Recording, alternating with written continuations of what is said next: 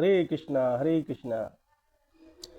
जैसे मैं दो तरह की वीडियो बनाता हूँ, एक लॉन्ग वीडियो बनाता हूँ जिसमें भागवत का सीरीज, पहला स्कंद, दूसरा स्कंद, तीसरा स्कंद, ऐसे करके सीरीज भाई, उसमें बाद में लिखा हो to be continue next part, वो एक सीरीज में चला। और ये जो बना रहा हूँ एक ये वीडियो है कि जिसमें शॉर्ट्स छोटे छोटे, जिसमें आपको ज्ञान और शास्त्रिक बात करता हूँ। जिसमें महाभारत में जब युधिष्ठिर एक बार राष्ट्र यज्ञ करने के बाद विश्राम करने के लिए यज्ञ किया था, चले गए और विश्राम करने जा रहा हूँ शयन में, तुम यहाँ खड़े रहो, किसी को आने मत देना भीतर। तो भीम बोला ठीक है भैया। तो वो चले गए। थोड़ी देर बाद क्या हुआ, एक व्यक्ति आया, दौड़ा दौड़ा सॉरी एक व्यक्ति आया, बोला कि मुझे युधिष्ठिर जी से मिलना है, राजा से मिलना है। तो बोले वो नहीं मिल सकते, बताइए आप मुझे क्या बात है। तो मैं उनको ही बताऊंगा। तो नहीं, बता दो मुझे, वो विश्राम कर रहे हैं, वो नहीं मिल सकते। तो ठीक है। तो उसने बोला कि वो व्यक्ति बोला, मैंने राज्य में देखा है कि एक बड़ा घड़ा है, चार छोटे छोटे घड़े हैं, और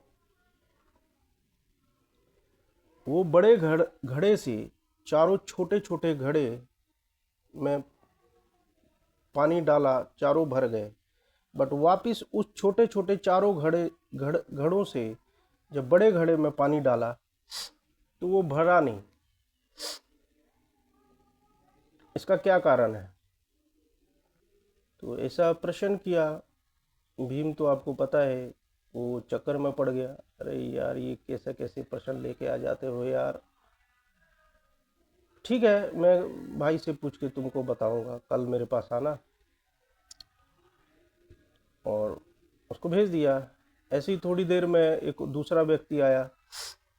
वो बोलता है कि मुझे युधिष्ठिर जी से मिलना है, राजा से मिलना है, वो नहीं मिल सकते, विश्राम कर रहे हैं, बताओ मुझे क्या बात है। तो उसने बोला कि मैंने राज्य में एक जगह देखा, बहुत विशाल ऊंचा पर्वत है, बहुत ऊंचा विशाल पर्वत है, और एक व्यक्ति एक छोटे से पतले से धागे से वो पर्वत को काट काट के नीचे गिरा रहा है, धराशाही कर रहा है।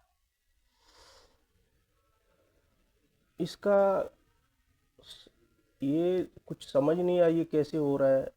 फिर भीम चक्कर में पड़ गया, यार कैसे कैसे लोग आ जाते हैं, मेरे ही दिमाग चाटने लगते हैं। ठीक है, मैं तुम्हें कल बताऊंगा भाई से पूछ के। अब युधिष्ठिर बोला, देखो भाई, ये कलयुग का असर दिखने लगा है। जो तुमने घड़ी वाली बात बताई, उसका मतलब ये है, एक माँ बाप चार बच्चों को जिंदगी भर पालते पोसते हैं, बट चार बच्चे एक माँ बाप का लालन पालन नहीं कर सकते। ये कलयुग का असर है। तो भीम ने दूसरा प्रश्न कि ऐसा ऐसा बोला, एक बड़ा पर्वत को छोटे छोटे पतले धागे से एक व्यक्ति गिरा रहा है। तो उसने बोला, ये जो पर्वत है ना, ये मनुष्य का पाप है, बड़ा विशाल पाप जैसा एक पहाड़ बन गया है, और वो राम नाम का जो जाप करते हैं, उस पतले से धागे से वो पाप को अपने गिरा रहा है।